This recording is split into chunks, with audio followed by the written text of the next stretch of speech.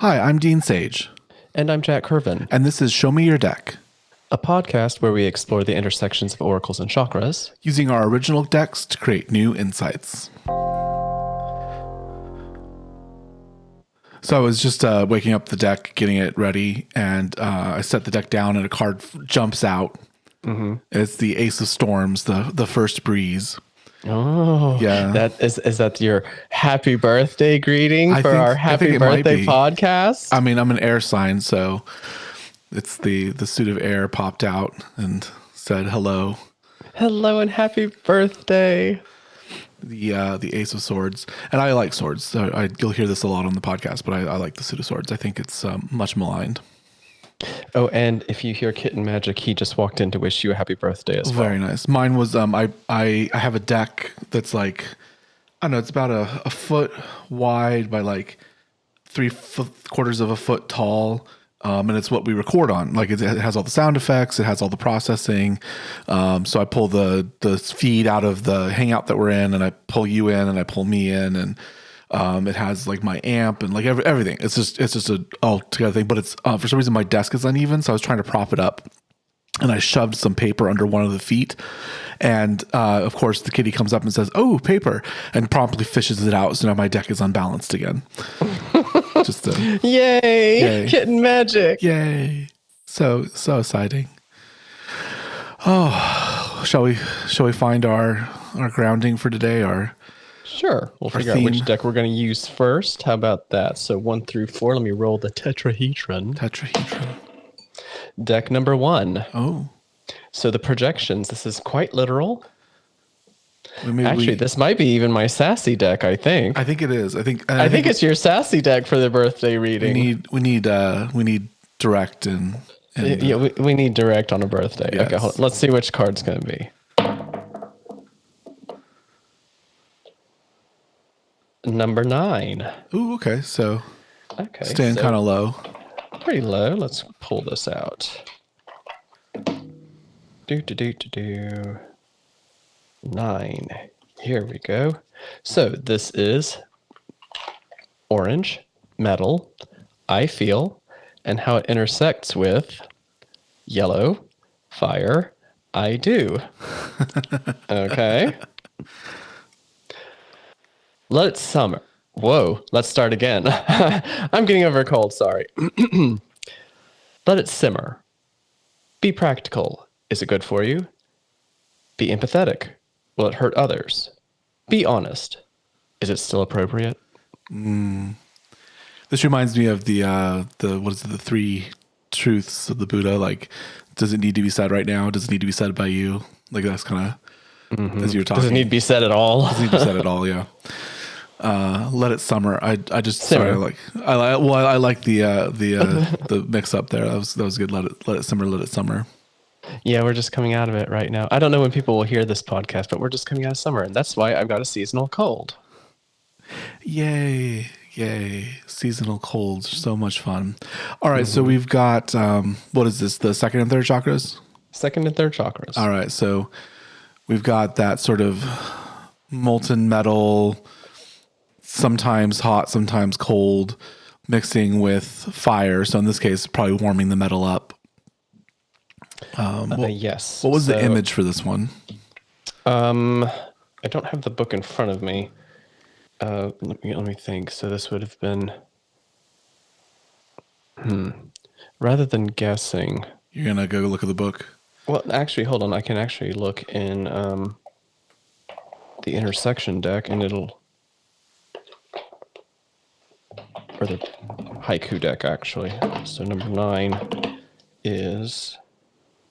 This is why we have cooking. Okay, so this was a pot sitting over a fire, and you're putting ingredients together and planning the recipe so that you're ready to cook everything and there's no surprises. So it's preparing, planning, having everything ready, and then ending with something beautiful and nutritious and yummy. Hence, let it simmer. Let it simmer. Okay. So there's a lot of stability here, even though like in my decks, these are 2 very tumultuous possibly chakras, there's a nice little balance moment here, where you've got, a stability. So you have all that roiling, boiling liquid. You've got the metal of the pan holding it in, though. So you've got kind of a contained, not explosion, like a contained reaction. Mm-hmm. It's alchemy in a way. Yeah. No, I mean, it is a kitchen witches. Mm-hmm. Potions and spells and brews and all the like. So, yeah, no, it's a very nice little kind of witchy kitchen moment to begin with. And if this is the first day of your personal new year, so it's also a way to set intention going forward for yourself. Mm-hmm. I don't do as much cooking as I used to. I have a thing in my neck that needs to get surgeryed upon. It makes it very hard to do things sometimes. So I tend to. There's one meal I do, the hamburgers. That's my meal right now. Is cooking the hamburgers. And if we do teriyaki chicken, then that's my other meal. Otherwise, I don't do the cooking anymore. Well, you can do the spiritual cooking instead. Spiritual cooking. All right, so we're cooking spiritually. Read the thing again. There's some stuff at the end I think I missed. Let it simmer. Be practical. Is it good for you? Be empathetic. Will it hurt others? Be honest. Is it still appropriate?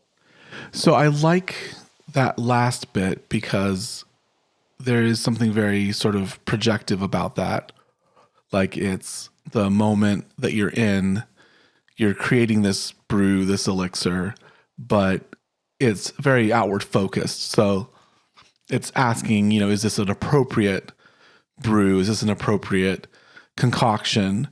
Maybe you know how to make it, but that's not to be said that it needs to be made. Or if you aren't sure what you're making, can you clarify it? Can you distill it in some way? It's being very mindful about your choices and understanding your own perspective. Sometimes we take for granted that we understand our own perspective. I'm not sure that I always know what I think. I don't think it's possible. Certainly not knowing what other people think, but I'm not even sure I know what I think. So, look before you leap. Well, we operate on reaction a lot of the time. That's how our brains are built. They're built to say, okay, I know this situation. I know how to respond in this situation. So I'm just going to go ahead and do it. And there's not a lot of intentionality in the day-to-day things that we do. We just sort of react to it. And in my system, orange metal, I feel, is the chakra of instinct. It is the chakra of sensation and emotion. Mm-hmm. Same for me. That is quite specifically what we have to be aware of, is the way in which those types of reactions get fueled and then become manifested as an actual choice. So in my system, this is the water meets fire combination. Well, that's still steam engines. I know, right? It's perfect. No, but it's interesting because it's emotions meets power. So you have this sort of dealing with guilt, dealing with shame is when these two chakras are interacting.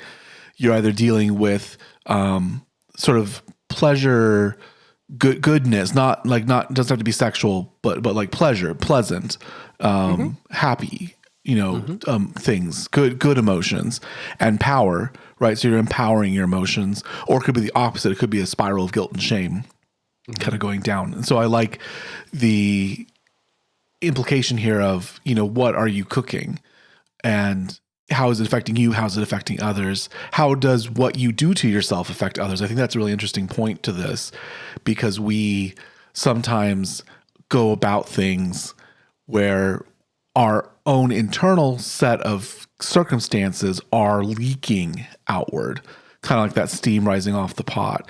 Like we have an effect on our environments, and it is up to us to know what is cooking, to respond to that, to not let that leak out. I think of like parents and intergenerational trauma and things like that, where you're leaking these horrible things just onto the next generation because you never learned how to deal with it yourself.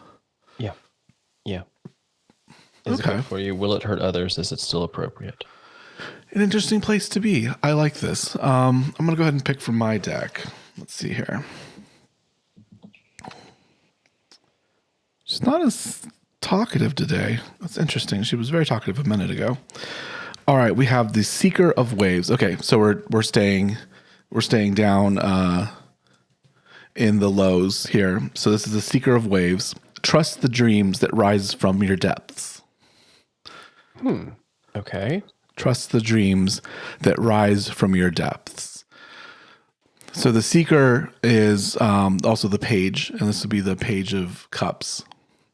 So there's an idea of seeking, going out and finding, kind of understanding the interrelations of things, but not necessarily like too active, which is curious for this reading because we started with a very active, first card here. This card is a little bit more about experiencing and imbibing and bringing into yourselves. And then because this is, your emotions where things rise up from. So there's a depth to your emotions, and dreams, come from those depths. And this is telling you to trust them, that you're grounded enough in yourself to trust what's rising up. So that steam, that bubbling, that you're able to trust the kind of imaginative things that are coming from that. Well, especially if it grows out of the first reminder we just had about being mindful. Mm-hmm. And if you are mindful and paying that close attention and being that intentional, then yes, you should be able to trust what then comes up from the depths because you're already looking for what that might be. As you're brewing this elixir, things are rising to the surface, and maybe there's some fantastic imagery, like tea leaves, maybe it's making a picture, something for you to embark from. And I think that's kind of, the Seeker has a passive sort of energy, but a potential energy. So it's not active right now, but it's gathering. And this is like the water gathering. It's interesting that we're revolving around this message. I was curious and want to look at what the profession is in my deck that goes with this. And number 9 of 49 in that deck is I profess that I feel responsibility is my first choice. Mm-hmm. So yeah, once you are taking responsibility and then trusting what comes from within yourself, you can do it with more confidence and more self-awareness. I like this encouraging start here. So, yeah, there's that overwhelming message there of responsibility. I go to the picture of you can go to your kitchen and you can make a healthy meal, or you can make an unhealthy meal. You can make a good potion or a bad potion. Mm-hmm. And the trick is that the kitchen witch especially feeds others. Like there's very much, it's the one place where family magic really happens. It's why, a lot of family time is shared meals. It's why companions are named companions, with bread, literally with bread. Mm-hmm. Yep. It's so intense of an environment where things come together and brew and interactions happen and deep feeling things occur. Yeah, and then coming forward into your reminder here with this card, you're going to dream up new recipes. I like that. You're working from this place of wanting to be nourishing. Well, you can't have the same broccoli casserole every Sunday. Figure out something else and trust that you know how to work with the ingredients. There's that element of fancy, of new things. But what's interesting to me about dreams is that they're very deep within us. The subconscious is, playing with us, playing with our lives and our days and our people and our emotions and all those things kind of boiled together when it forms a dream, but there's meaning in dreams for us. There's reminders in dreams for us, and being able to trust those and imbibe those, I think, is an important part of the message today. So, dig deep and let the water, that deep water, which can be scary, right? It's dark. It's vast. Yeah. The subconscious is vast and dark, and it's not always pleasant down there. And churning and full of monsters sometimes. Oh gosh, just as a side note, I saw a really funny TikTok where this woman was like, white people stay out of the ocean. Like, you don't need to go down there. You don't need to know what it is. No. Just stay out. Stay out. That was funny. She was like, get eaten by a 9-eyed monster. Oh my God. I don't get in the ocean. I just don't. I don't. There's things in there. Look, as soon as you get more than ankle deep, we'll call it knee deep. Once you're knee deep, you're at the bottom of the food chain.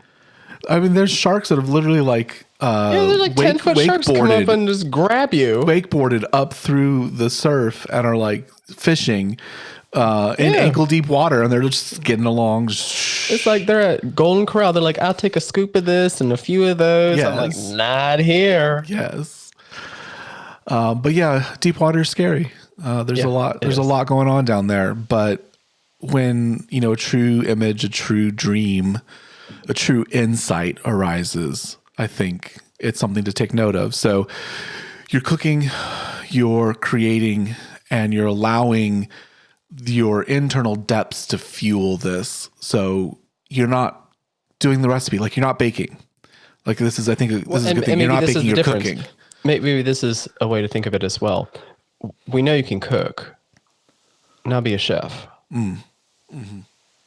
Yeah, unlike baking, which is science, right? Like cooking is art. Yeah, be a pastry chef. Yes. I think we need another card. Why don't you go to yours? All right, let's see which deck first. Number 4.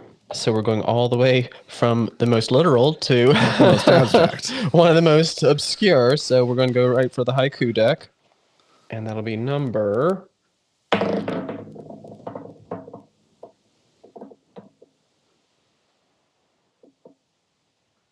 44. Way up towards the top now. Towards the top. Oh, God. One of my favorites. Okay. This is where purple, Sahasrara, the crown, that's ether, or Akasha if you prefer, where it meets red, earth. Really? I am. So where I know touches I am. Oh my goodness. And it's one of my favorites in the whole book. I will read it first, and then you can guess what the image is, I suppose. All right. Spires aspire, cryptic vaults, vaulting crypts, faith's foundations found. Oh, is this the cathedral? It's the cathedral. It's the cathedral. We had this come up episodes ago. But what's funny is we've also had the inversion, number 7, come up, and that's the obelisk. That's true. Yeah, we've had both of those. Well, if we weren't balanced before, we certainly are now. Balanced now. We have root and crown. For me, that's safety and expansion. Just, the connection to the beyond, something that is greater than, something that is outside of us. And it's that dichotomy that every time this comes up, we talk about is you're a physical being, but you're also a spiritual being. And there's a unfixable dichotomy. Like you can't logically walk through it. You have to illogically deal with it. And then that's what some people call enlightenment. Yeah. And with this one, you're looking first at yourself as a spiritual self and recognizing that the only way that can be defined is to have first been mortal, the physical self, to even have a beginning to then go forth and consider. Whereas with the other, The inversion, you are first considering who you are as a person and what it means to exist in both worlds, because the people who've gone before you, they still know who you are. You remember who they are. Everybody's obviously existing in both places for both of you. Now you are actually made of the stuff of both worlds. Interesting. You contain yourself and yourself contains you. I like how in your system, the direction is important. I don't have direction in my system. Mine is just sort of like waters coming together. It's a confluence of energies. But for yours, direction matters. Yes, but in fairness, if I were a superhero, I would be Captain Extra, and my superpower would be nuance. So, just so you know, I'm just complicated. Captain Extra. Oh my gosh. Another side diversion TikTok had like heroes. I think I was like Mr. Prismatic or something. It was like, all right, it's a little on the nose, but. Oh, so here we are. We are being mindful of what we're doing and how our instincts are informing that, and then stepping forth to be creative and trusting what we discover within ourselves. And now we're understanding that even though it comes from within ourselves, that is still informed by the larger universe and how it pours into us as we pour into it. And honestly, if it's coming from you and you're paying attention, how can it be bad? Well, this is perfect imagery because we've got the whole bridge now. We're dealing with the whole chakral bridge, and we had 2 and 3. Now we've got 1, 2, 3. So like we're very, very, very well grounded. So the seeker, again, in my deck is potential energy. Mm-hmm. So you're filling up your physical self with the potential energy of dreams, and dreams really are that connection between the subconscious and the other, the else world, the world beyond. And that's kind of where dreams come from anyway. You're right. And it's when we swim through that ocean, right, that we get these dreams. They're deeply rooted in us. They go below thinking. They go below feeling. They go to the depths of the creature that we are, the mortal creature that we are. And then they rise up, and then they meet in our mind. And we have this subconscious image hitting a logical engine, and it's working on it. And that's the dreamscape is logic and illogic hitting each other and trying to figure this out. So I see this not empty being, but this available being, this being of potential, and it's filling up from its depths. It's filling up from its lower chakras and reaching up and reconnecting with the spiritual. I find, I tried to create all of mine to be affirming in their ways, but this is one of them that's just so outwardly cheerleading for you. Mm. You used the word crypt, though. I want to, because that stuck out to me this time when you read it. You said crypt. Read it again. Spires aspire, cryptic vaults, vaulting crypts, faith's foundations found. So, crypts, the mortality. I like that that's here, and I like that it precedes religion, because that's how it happened. Things died. The brains, and then we needed to know why. The brains evolved, and we're like, what happens? What's that about? And there's that very connection. So the connection to the spiritual, then the question of death, of mortality, and then faith finds its footing. Mm-hmm. And I like that a lot. And it's like you said, it's the direction does matter because it's coming from above. It's touching safety, the very unsafe condition of death, right? Death is the ultimate challenge to our root chakra. Oh yeah. Non-being, the ultimate challenge. Yeah. So I guess I'm hearing that if this is resonating with you, you are a creative person. Maybe you really are a kitchen witch. Maybe you simply are brewing within whatever your arena is. You need to check what you're putting in and check what's coming out. There's a responsibility that you have to not pass on something, to not put in the ingredients that you know are bad, even though it's what the recipe called for. You have this desire to share, to be, and even if you don't know it, it's within you. You have that effect. You are an effect. Maybe you don't have children. I don't have children, but when I go to work, because of my position, because of the power and authority that I carry, what I do has an effect. So me being in a bad mood and saying something off the cuff affects other people, and can really affect them. And you have to be aware of what. So you do all this. If you do all this, if you get yourself to this point where you are open to the connection that you have, now you can let that creativity sort of bubble up, because it has shape. It has something to move into. So it's not just an amorphous, overflowing pot. It is a contained reaction, a contained spell. And you have the ability to let that take shape as it will, as your instinct tells you, not as your mind or your judgment tells you.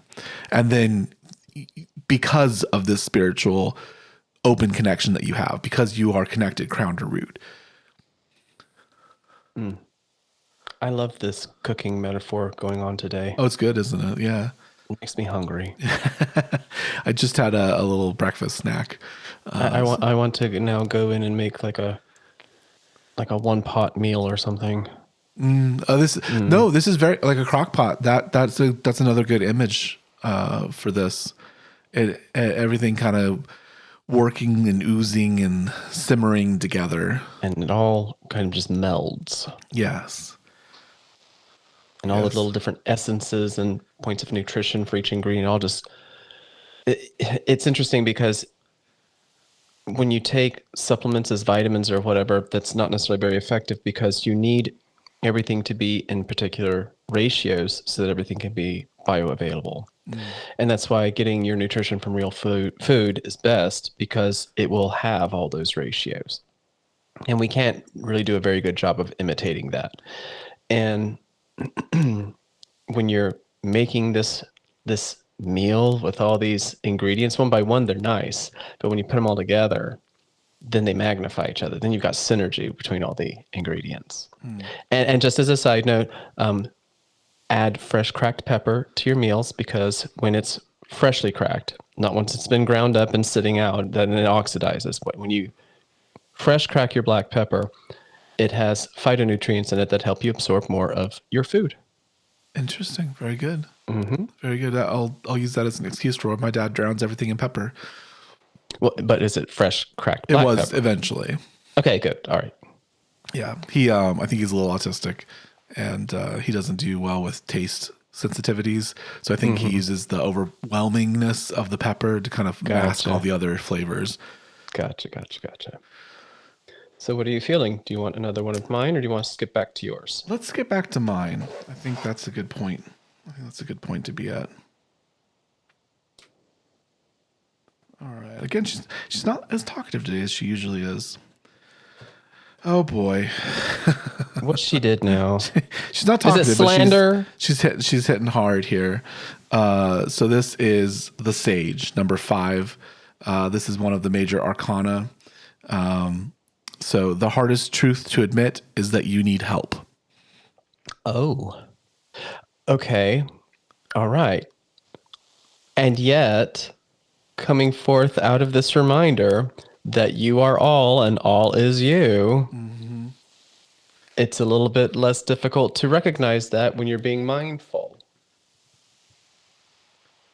And you know what? Let's keep going with our cooking. Maybe you don't have every ingredient for this recipe. Ask your neighbor for a cup of sugar. Tell the house guest to bring... Okay, here we go. The old story about the rock soup. Do you know the story about rock soup? I've heard it. I can't recall it. Okay, so here's a really good example of asking people for help. So a woman is hungry, but all she has is a pot. So she says to her neighbor, hey, if you bring some water, we can cook it in my pot and we can make a stew. So that happens. Somebody else, she invites them over. It's like, hey, can you bring some carrots? I've got pot and water, and this goes on and on and on, inviting everybody in the village to bring just one item. And when they all show up and put it all together into her pot, they all get to eat stew. Well, in the tarot, this is the Hierophant, which is one of the more problematic cards, I think, when I was doing my conversion, because there's a very religious overtone to it. It's definitely, what is a Hierophant? It's like the Pope is kind of the imagery. Oh, okay, yeah. Got it. And there was a very Victorian, Edwardian, turn of the century vibe to the original deck of the tarot. So I worked really hard, and it's funny because this is my namesake. So when I wrote myself into my deck, I put myself as this card, partly because it's my own history. Maybe we'll talk about that in the members only segment. But this entity is religiously tinged. So it's interesting that we had the cathedral moment just a moment ago, and now we've got the sage, which sort of sits at the crossroads. And what's interesting about the sage is that they are the throat chakra. So this is the throat chakra meets the throat chakra in my deck. Oh, okay. Yeah. Okay. So like a double, doubling back on itself. So what's interesting about the sage doesn't speak. The sage exists for you to gain your own voice. Mm-hmm. So he'll just sit, or she'll just sit. They'll sit and wait. And you're encouraged to sit and wait with them. Mm-hmm. And then to voice what you need, to voice the help that you're looking for. Interesting. In my system, when air meets air, that's a reminder to be careful not to repeat untruths about yourself. Very, very similar. This is about being honest with yourself and asking for what you need. So, I mean, couldn't be in my more system poignant. it becomes tornadoes when air turns on air. Oh, I like that. And the way your voice can become destructive if it's repeating something over and over and over without any real thought or consideration. So it's pretty similar, or similar vein to what you're describing for yours. Well, I've never liked the echo chamber idea. I like more of the wind tunnel idea, because when you have too many things blowing in the same direction, you get massive, overwhelming. Yeah. So I like that. I like that tornado metaphor. That's really interesting. I would say that this is the stillness before the storm and the stillness after the storm. Mm-hmm. That you maybe need to go through the storm to get to this point, to be able to sit still and admit the truth, which is Can you read the card again? The hardest truth to admit is that you need help. Mm-hmm. Yeah. We don't ask for help very well. You do not? We don't. As a society, as a people. Yes, that's true. I would say me is, yeah, I have trouble asking for what I need sometimes, more than admitting that I need help. But asking for what you need is, I think, in conjunction with admitting that you need help. No, I like to be able to do things on my own. I like to be self-sufficient, for sure. Mm-hmm. Mm. So, as you are this beautiful creature filling with your dreams, filling with your inspiration, as you're brewing this elixir, this potion, you very much need else and other. You very much need the help of your coven, of your village, of your community. You can't do this alone. And this is going back to the community sense of the kitchen witch, of the cooking. You are doing this in the context of others, and you need the context of others. So it's a mutual relationship you have. You can't give out without it taking in. I love the rock soup metaphor. It was, that's a beautiful metaphor to use, of the kitchen witch needs the ingredients. The ingredients have to come from the community.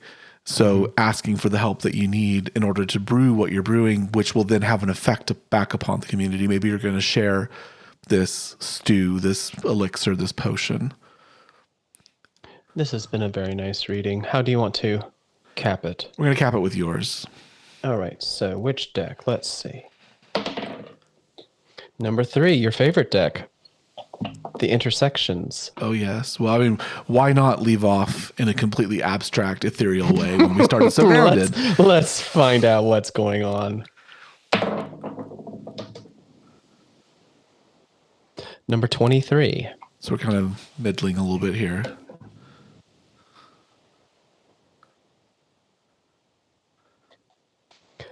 All right, here we have Heart, Green, Wood, I Love, As It Is Affected by, Aqua, I Say, Vishuddha. So how I Love is affected by I Say. The way in which your connections and relationships are influenced by the way you express yourself. And of course, this is chakras 4 and 5. Yes. And it's a just gorgeous combination. It's a very gorgeous my green and my aqua together is just like, oh. Well, we missed the third eye. I think that's the only one we didn't hit today. But so I say and I feel. No, yeah. I love and I say. Oh, I love and I say. I'm so sorry. I love and I say. I mean, yeah, that's that's it. That's the ultimate thing here. What you're brewing, you are doing from a place of love, love of the community, love of yourself, healing, freedom, and you are communicating. So this is another throat chakra moment. There's this another communicative moment. Yeah, it's how wood is influenced by air. I don't think I said that when I first was reading off all the. Oh, the direction is wood to air. Yeah, wood to air. Yep. Mm-hmm. Wood to air. And I love the metaphor of wood for the heart. It's a very poignant because it's layers. It's and layers built upon each other. Intertwining and growing together and. When I was creating my system, that was one of the easier ones to assign for elemental. Really? Yeah, that one came easy. That one was easy. Well, Earth was the easiest because that's pretty much universal. Right, right. Yeah, every system pretty much contains Earth. Pretty much all of them start with Earth at the bottom. That's great. It makes sense. It's a foundation. But when I was trying to figure out how to put the Western and the Eastern elemental systems together, and I had wood and metal hanging out. I was like, well, what am I going to do with these? And I was like, well, wood definitely goes with I love and heart. So, and it's green. How can it not? It's plants. Yeah. It's a capstone. It's just the power of I love you. Mm-hmm. The power of your heart expressing itself through your voice. And then allowing others to do it too. The back and forth. Yeah. Mm-hmm. What's the reverse of this? What happens when air touches heart? Air touches heart. What is that even going to be? That would be up in the 30s, I think. Air touching heart is I profess that I say what will help me and others to grow. Mm-hmm. When what you say is influenced by the relationships that you keep. Okay. There's a nice kind of bouncing back and forth of those two ideas, I think, in this. With the one we're on right now, it's I profess that I love experiencing a wide variety of perspectives. Back to the community, back to that sense of others, like admitting that you need help and then relishing the help, not just accepting it, but relishing in it. Yeah, really imbibing it. Mm-hmm. Growing from it for sure. Letting that air, that the voices of others really affect, who you are at your balance point of the chakras. The heart chakra is the balance point. It's something that when I was writing these for the wood cycle, several of them ended up being about the scientific process of plants growing. And I don't remember which of them off the top work as a kind of a triptych, but I'm pretty sure that this one is respiration, and all of them have to do with the way in which plants harness and use energy to grow. And I'm pretty sure that this is the intersection that looks at how plants exchange gases, exchange ideas, and how that helps them grow. It's changing. Yeah. And with their environment, in some ways, plants raised us since they came first. Yeah. You know, they really raised up oxygen breathers because they're carbon dioxide breathers.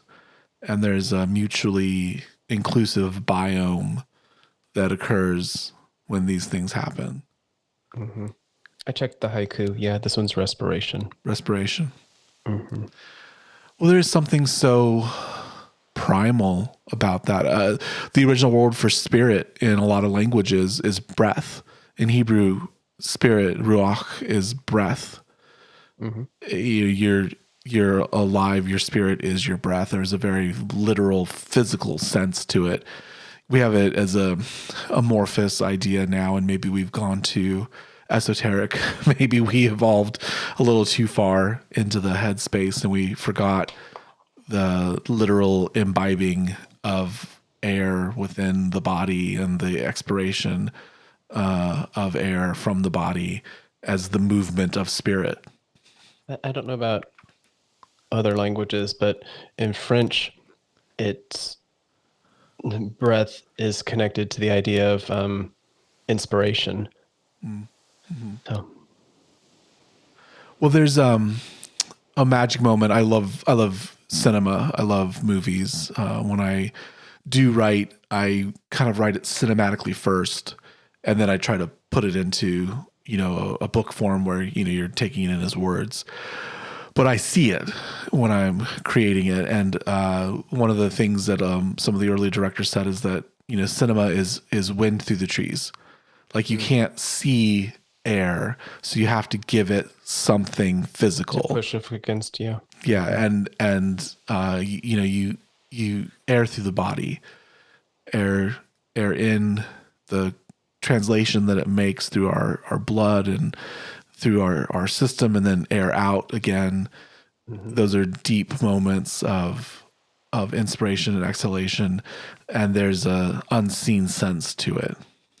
Well, and bringing it back to our kitchen witch, when you are preparing all of this for the community with their nourishment in mind, you'll also need to hear about the stuff that they like and don't like. Mm. So you can't make the same meal for every single person. So this is an opportunity to let people express themselves and to take what they say and become better and better. I like that. I like that a lot.